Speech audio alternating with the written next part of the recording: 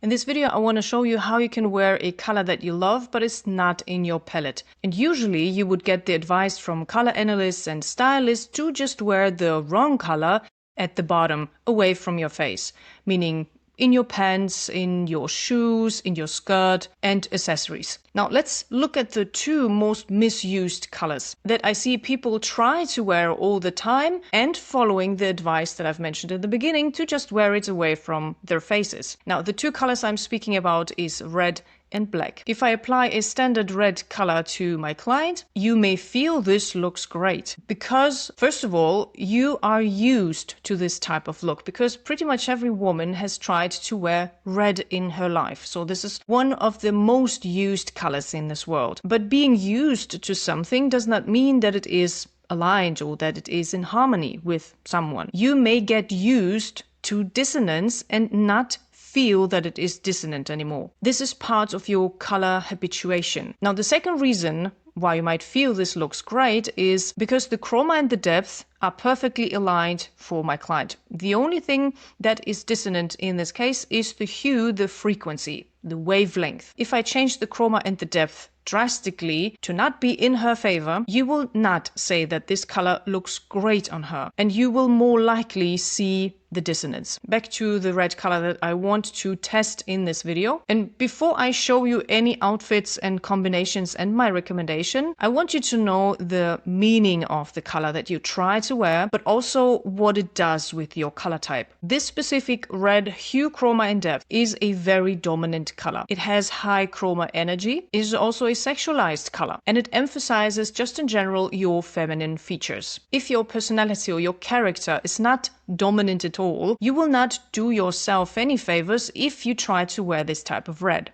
In large quantities at that. If your color type is not a high chroma energy color type, you will also be quite overwhelmed by this color. If you try to maintain a more professional, sophisticated look and appearance, you will not do yourself any favors by wearing this color because it is highly sexualized, especially with very specific garments, shapes, and fits. Now, if you are trying to wear this color away from your face, let's say as a skirt, as a pants, but the bottom half of your body, in terms of body type and shape, is more on the masculine side, you will create dissonance. You will not be able to emphasize feminine features at the bottom half of your body because this color simply cannot emphasize your masculine features. And body types are also a spectrum like everything else. If this is the hyper feminine body type and you are a hypermasculine body type, especially at the bottom half of your body, you have the most masculine features, so to speak, and you try to wear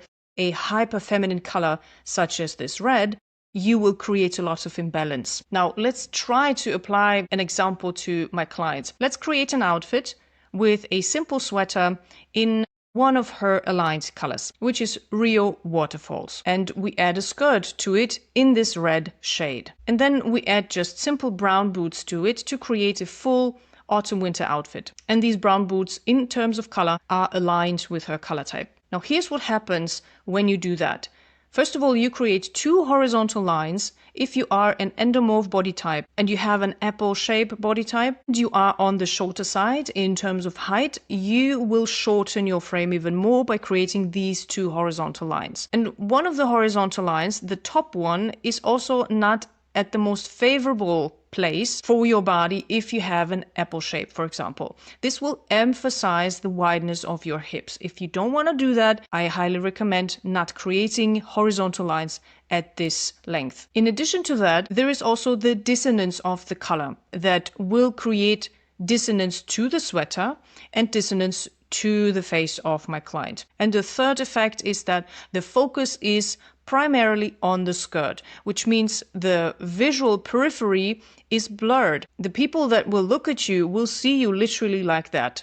Your face will be rather blurry. They will probably not even remember you. The sweater as well. The boots will also not play any significant role. All they will focus on will be your skirt. Now, if you are a model and you are promoting that skirt to be sold to any potential clients, that is a good thing, because you want to create hyper focus on a specific garment. But if you are a professional and you want to create focus on your person, this is the worst thing that you can do. You want to always draw attention to your face through the colors that you're wearing. Now, if I switch it up and I actually take a more aligned color for the skirt, which is Midnight Tulip in her palette, you are not even interested in the color itself. It does not draw that much attention, even though it has quite a high chroma and is fairly deep, just like the red, but it is so in harmony with her that you instantly look into her face. So the colors are supporting the focus on her face. And another aspect or advantage of using the colors that are provided in your palette is also that you can switch it up. You don't have to wear it at the bottom,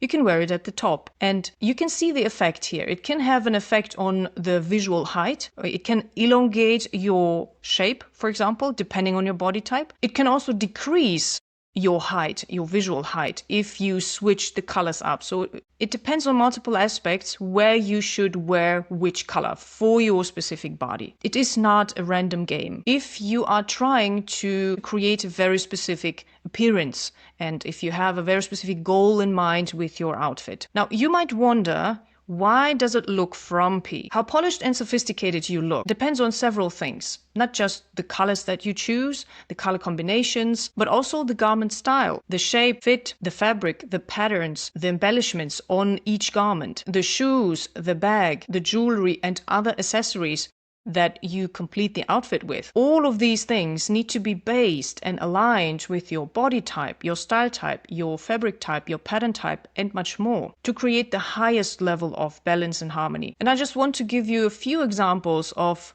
what that means. There are so many different styles and shapes that you could choose based on your body type. For example, the first skirt has the right color.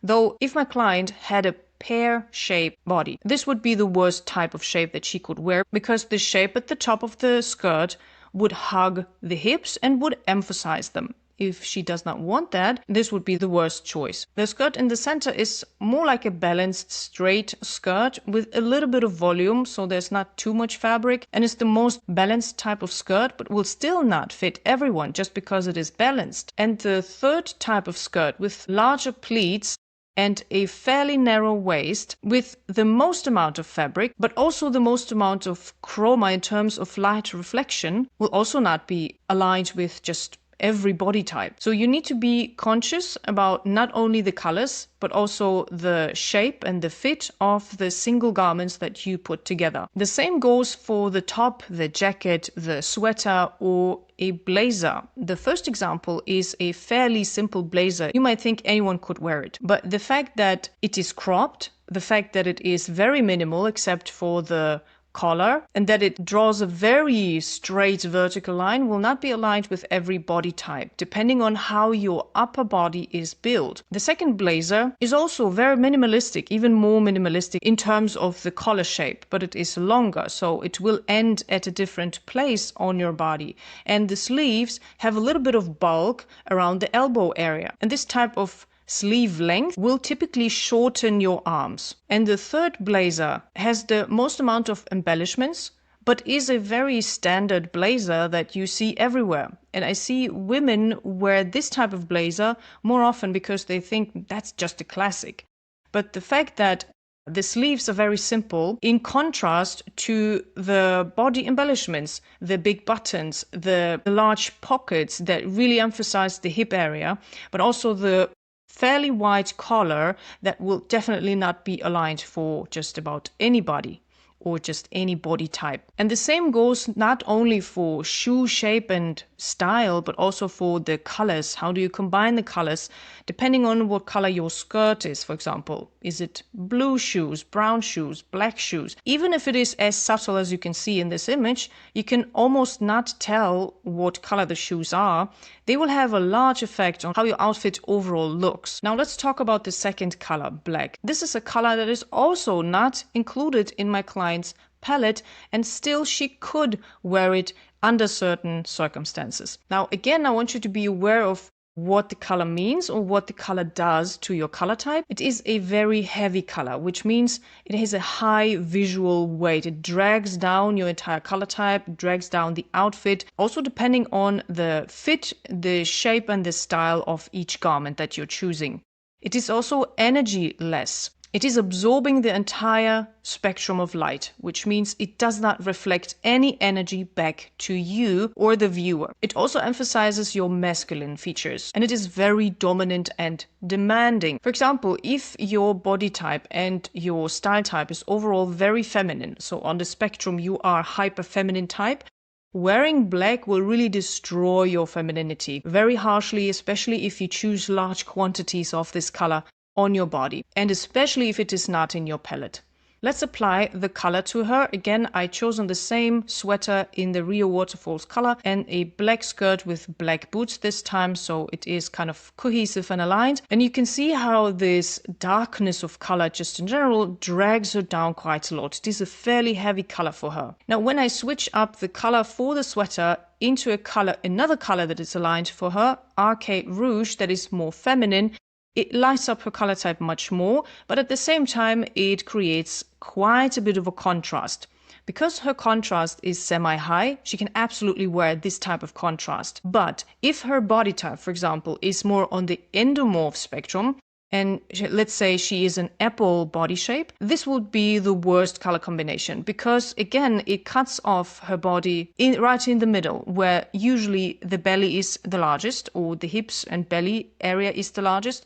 So it would emphasize this area even more. But that is also due to the length of the sweater. There is also a fight going on between the feminine energy color at the top and the masculine energy color at the bottom. Now, if her style type and color type is generally on the feminine side, this type of fight and dissonance will really destroy her look and her appearance because it will be a very harsh contrast. If, on the other hand, she was a balanced type, she had feminine features equally to how many masculine features she has, and she had an hourglass body type, for example, this combination would work much better for her.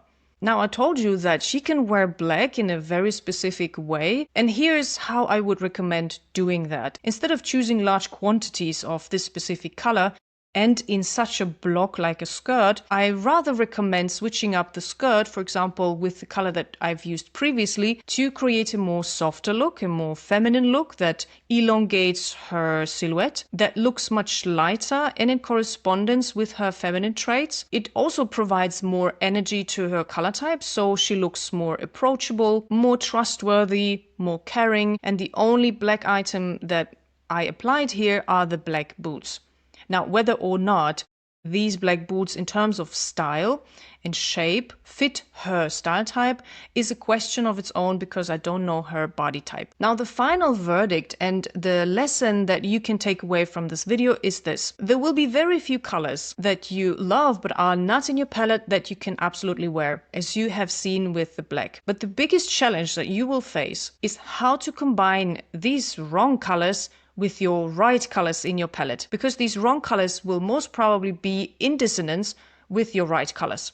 So there will be dissonance no matter what you do. And there will also be a very limited amount of colors in your palette that you could combine this wrong color with. And you also will be fairly limited, not only by the number of colors that you can combine it with, but also because you can only wear it at the bottom, away from your face. And if this color is not suited for the bottom half of your body, then you will create a lot of imbalance if you force yourself to still wear it. And there will be a majority of colors that you love that you should absolutely avoid if they are not in your palette. But you can absolutely use those colors in your home, for example, instead of in your wardrobe. And if you love yourself more than any color, you will avoid any dissonant color altogether.